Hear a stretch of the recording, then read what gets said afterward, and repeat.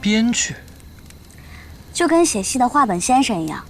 哦，大到2个完全不同制度的国家，小到一草一木，都是我创造的。所以他们是谁，要做什么事情，要经历什么多的波折，我大都知道。所以我一进来就知道你要杀我，所以也就才躲过一劫。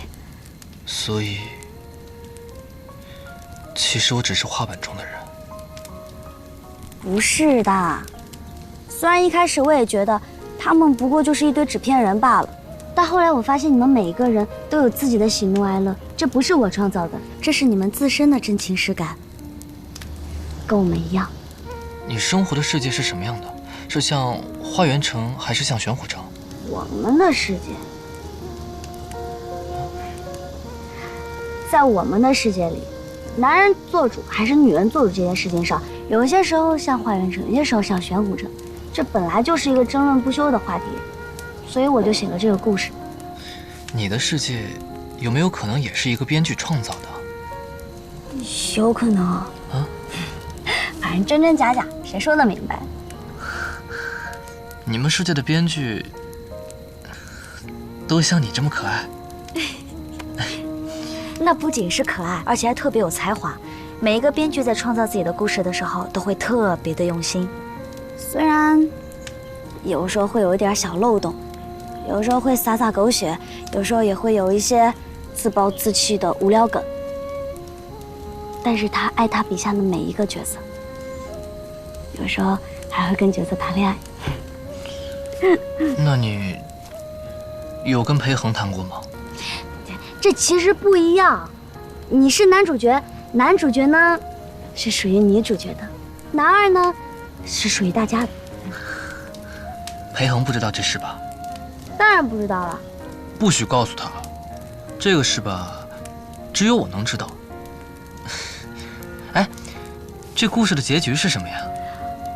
结局啊，原本是楚楚继任了城主，日月同辉，天门大开。我也是写到这儿的时候睡了过去，才来到这个地方。所以我猜测啊，可能要等到日月同辉、天门大开的那一天，我才能够回去。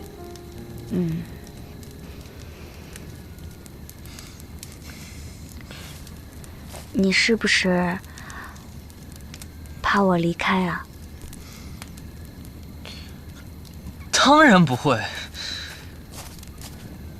等你走了，我就回玄虎城，然后那300个妾室，我一天换一个，一天换一个，我哪有时间想你啊？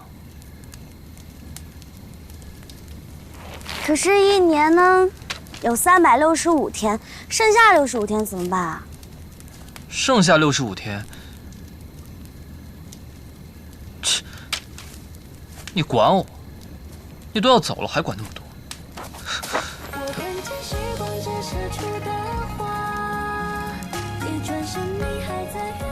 那剩下的65天，你留给我好不好？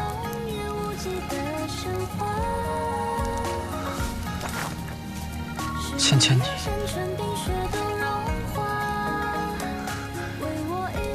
你愿意留下来？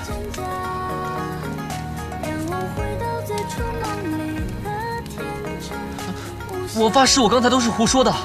只要有你在我身边，别人我一个都不要。